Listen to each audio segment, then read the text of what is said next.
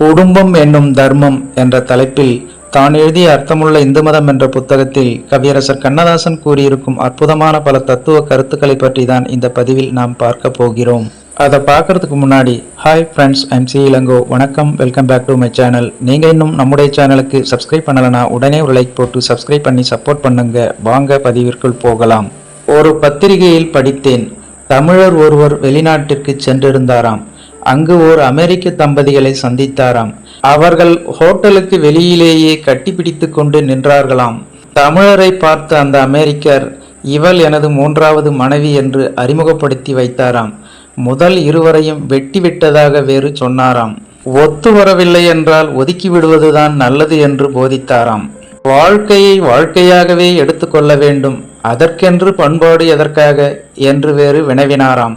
கட்டி கொண்டு விட்டோம் ஒருத்தியை என்பதற்காக சண்டை போட்டுக்கொண்டே அவளோடு வாழ்வதில் என்ன அர்த்தம்? புதிதாக ஒன்றை ஏற்றுக்கொள்வதுதான் நியாயம் என்று வேறு போதித்தாராம். ஆடு மாடுகள் இப்படித்தான் செய்கின்றன. ஆனால் அவை ஒப்பந்தத்திற்காக பதிவாளர் அலுவலகத்திற்கும் போவதில்லை, வெட்டுவதற்காக நீதிமன்றத்திற்கும் போவதில்லை. எப்படி வேண்டுமானாலும் வாழலாம் என்று முடிவு கட்டிவிட்டால் ஆண் பெண் என்ற இரண்டு வகை மிருகங்கள் தான் மிஞ்சும். மாமன் மைத்துனன் என்ற பண்பாட்டு உறவுக்கு அங்கே வேலையில்லை.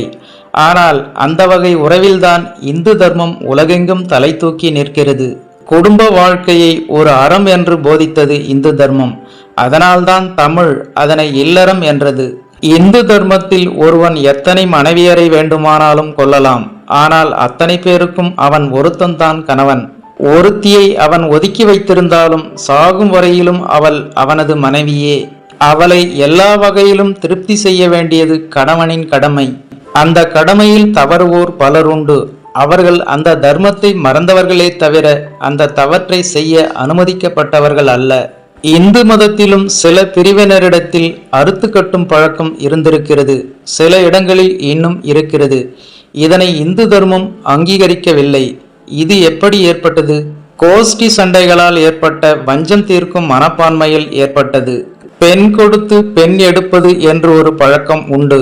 ஒரு வீட்டினுள் ஒரு இளைஞனும் இளம் பெண்ணும் இருந்தால் அதே போல ஒரு இளைஞனையும் ஒரு பெண்ணையும் பெற்ற குடும்பத்தினர் தங்கள் பெண்ணை கொடுத்து அந்த பெண்ணை எடுத்துக்கொள்வார்கள். இதில் ஒரு ஜோடி சந்தோஷமாக வாழும்போது இன்னொரு ஜோடி சண்டை போட்டு கொள்ள நேரலாம்.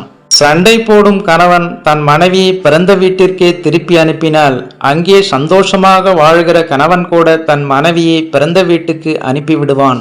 வஞ்சம் தீர்ப்பதற்காக தங்கள் பெண் கழுத்திலிருந்த தாலியை அறுத்துவிட்டு வேறொருவனுக்கு அவளை கட்டி வைத்தால் அவர்களும் அதே போல செய்து விடுவார்கள். ஆத்திரத்தில் உருவான இந்த பழக்கம் கடைசியில் ஒரு சம்பிரதாயமாகவே மாறிவிட்டது. இந்த சம்பிரதாயத்தை வெறும் கதைகளிலே கூட இந்து தர்மம் ஏற்றுக்கொண்டதில்லை. தர்மங்களின் வரிசையில் குடும்ப தர்மத்தையும் அது சேர்த்தது. உடலை விட மனைவியின் ஆன்மாவையே முதலில் கணவன் திருப்தி செய்ய வேண்டும். ஆனால் மனைவியோ கணவனின் உடலை திருப்தி செய்து ஆன்மாவை பெற்றுக்கொள்ள வேண்டும். கணவன் மனைவியின் உடலை திருப்தி செய்வதும் இன்றியமையாததாகவே கருதப்பட்டது. ஆனால் அது இரண்டாம் பட்சமாக வைக்கப்பட்டது. உண்மையை ஒப்புக்கொள்வதானால் 100க்கு 80 ஆடவர்கள் உடல் உறவில் தம் மனைவிக்கு முழு திருப்தியையும் அளித்ததில்லை. இதுவே மேல்நாடாக இருந்தால் விவாகரத்துக்கு இந்த ஒரு காரணம் போதும். தான் திருப்தியூறும் அளவையே தேவையான அளவாக கருதுகிறவள் இந்து மத மனைவி. அந்த பொறுமையின் மூலம் ஒரு கட்டத்தில் முழு திருப்தி அடைந்து விடுகிறாள். விரிவாக பார்ப்போம். திருமணமான புதிதில் கொஞ்ச காலத்துக்கு கணவன் மட்டுமே சந்தோஷம் அடைகிறான். உடம்பில் இருந்த வெறியும் சூடும் காமக்கலப்பில் இவனை பலவீனமாக்கி விடுகின்றன. ஒரே உடலில் அவன் தொடர்ந்து உறவு கொள்வதால் நாளாக அவனது பலவீனம் மறைந்து பலசாலியாகி விடுகிறான். மனைவியின் உடலில் சேமிக்கப்பட்டிருந்த வெறி வெள்ளம் அவனை பலவீனமாக்கி சீக்கிரம் திருப்தியுற செய்துவிடுகிறது. ஒரே தம்பதிகள் நீடித்து வாழ்வதன் மூலம் உணர்ச்சி கலப்பில் சமகால போகத்திற்கு வந்து விடுகிறார்கள். கணவனின் உடம்பிலிருந்து சுக்கிலமும் மனைவியின் உடம்பிலிருந்து சுரதமும் வெளியாகும் நேரம் ஒரே நேரமாக இருந்தால் அது சமகால போகம் என்று அழைக்கப்படும். அந்த சமகால போகத்தில் இருவர் உடம்பும் பலமடைகின்றன. மழை தண்ணீர் சாலை வழியாக ஏரியில் விழும்போது ஏரியில் உள்ள மீன் அந்த தண்ணீர் வழியாக சாலைக்கு வருவது போல் சுக்கிலத்தின் ஜீவ அணுக்கள் மனைவியின் உடம்பிலும் சுரதத்தின் ஜீவ அணுக்கள் கணவனின் உடம்பிலும் மாறி மாறி புகுந்து கொள்கின்றன.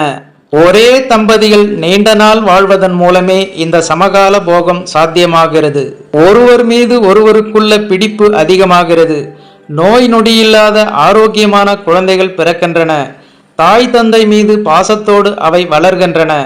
அங்கு ஒரு மகிழ்ச்சிகரமான இல்லம் உதயமாகிறது. அத்தகைய இல்லங்களின் மீது ஒரு ஆரோக்கியமான நாடு உருவாகிறது. ஆகவேதான் இந்து தர்மம் இல்லறத்தை வலியுறுத்திற்று. இல்லறத்தில் உடல் உறவு ஒரு பகுதியே, அதில் மற்றொரு பகுதி வெளி உலகத்தோடு தொடர்புடையது. அதன் பெயரே விருந்தோம்பல். செல்கின்ற விருந்தினரை வழியனுப்பி வருகின்ற விருந்தினருக்காக காத்திருப்பவன் இல்லறவாசி. அதனை ஒரு வகை நாகரிகம் என்கிறது இந்து தர்மம். குறைந்தபட்சம் ஒரு அதிதிக்காவது சோறு போடாமல் கணவனும் மனைவியும் சாப்பிடக்கூடாது. யாராவது ஒரு அன்னக்காவடி பரதேசி பிச்சைக்காரன் வருகிறானா என்று பார்த்து கொண்டே இருப்பார்கள். வருகின்ற விருந்தாளிக்கும் ஒரு நாகரிகத்தை போதித்தது இந்து மதம். சாப்பாடு நன்றாக இல்லாவிட்டாலும் பிரமாதம் என்று சொல்லிவிட்டு போவதே அந்த நாகரிகம். இன்னும் அற்புதமான நாகரிகம் என்னவென்றால், கணவன் சாப்பிட்ட இலையிலேயே மனைவி சாப்பிடுவது. அது ஆரோக்கிய குறை என்போர் உண்டு. கணவனுக்கு எவ்வளவு ஆரோக்கியம் இருக்கிறதோ அவ்வளவு தனக்கும் இருக்க வேண்டும் என்று நினைப்பவளே இந்து மனைவி.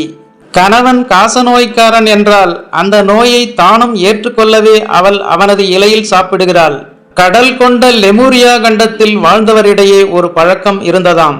மணமகனின் வலது கை பெருவிரலை கத்தியால் லேசாக கிழித்து, அதுபோல் மணமகளின் பெருவிரலையும் கிழித்து இரண்டையும் ஒன்றாக வைத்து கட்டு போட்டு விடுவார்களாம்.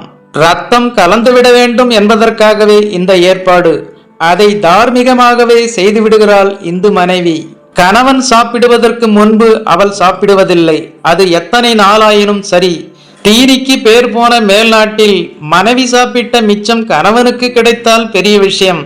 இப்போது குலமகளிர் அனைவரும் எல்லா நாள்களிலும் மல்லிகை பூவை தலையில் சூடுகிறார்கள். ஆனால் அந்நாளில் ஒரு அற்புதமான பழக்கம் இருந்தது. பலரறிய கணவனும் மனைவியும் படுக்கைக்கு செல்லாத காலம் அது. நடு இரவில் சந்தித்து பிரிந்து தனியே படுக்கும் காலம் அது. மாலை நேரத்தில் கணவனுக்கு மனைவியின் உடல்நிலை தெரிந்துவிடும். அவள் தலையில் மல்லிகைப்பூ இல்லை என்றால் அவள் வீட்டுக்கு விலக்காகி இருக்கிறாள் என்று பொருள். பெரும்பாலும் வீட்டுக்கு விலக்கானவர்கள் தனி அறையில் இருப்பது பழக்கம். கணவனும் மனைவியும் தனியாக இருக்காத வீட்டில் மனைவி தன் நிலையை கணவனுக்கு தெரிவிக்கும் ஜாடையே மலரில்லாத கூந்தல். மனைவி கருவுற்றால் அவள் கருவுற்றிருப்பதை மாமியார் அறிந்துதான் மகனுக்கு சொல்வாளே தவிர மனைவியே சொல்வதில்லை. அது திருமணத்திற்கு பின்வரும் தோன்றா நாணம் எனப்படும். அஃதன்றியும் தன் கணவனை பற்றி மற்றவர்களிடம் குறிப்பிடும் சமயம் வரும்போது என் கணவர் என்றோ என் அத்தான் என்றோ கூறுவதில்லை. தன் குழந்தையின் பெயரை சொல்லி அவனுடைய தகப்பனார் என்று சொல்வது வழக்கம். அது கணவனுக்கும் உலகத்திற்கும் அவள் செய்யும் சத்தியமாகும். தாயறியாத சூழ் உண்டோ என்பார்கள். தான் கருவுற்றது தன் கணவனுக்கே என்று அவள் சத்தியம் செய்கிறாள்.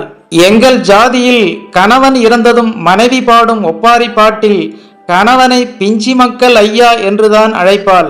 இல்லறத்தில் அற்புதமான சட்டதிட்டங்களை வகுத்து கொடுத்தது இந்து தர்மம். அவ்வப்போது வரும் கோபதாபங்களை நீக்கிவிட்டு பார்த்தால் ஒரு இந்து குடும்பம் 2000 கோயில்களுக்கு சமமாக காட்சியளிக்கும். இவ்வாறு குடும்பம் என்னும் தர்மம் என்ற தலைப்பில் தான் எழுதிய அர்த்தமுள்ள இந்து மதம் என்ற புத்தகத்தில் கவியரசர் கண்ணதாசன் கூறியிருக்கும் இந்த ஒரு சுவாரஸ்யமான தத்துவ கருத்துக்களை பற்றி நீங்கள் என்ன நினைக்கிறீர்கள் என்ற உங்களோட கருத்துக்களை மறக்காம கமெண்ட்ல பதிவிடுங்க. மேலும் அர்த்தமுள்ள இந்து மதம் என்ற புத்தகத்தின் அடுத்த பதிவில் சந்திக்கலாம். அதுவரை உங்களிடமிருந்து விடைபெறுவது ஐ எம் சி இளங்கோ. நன்றி, வணக்கம், வாழ்க தமிழ்.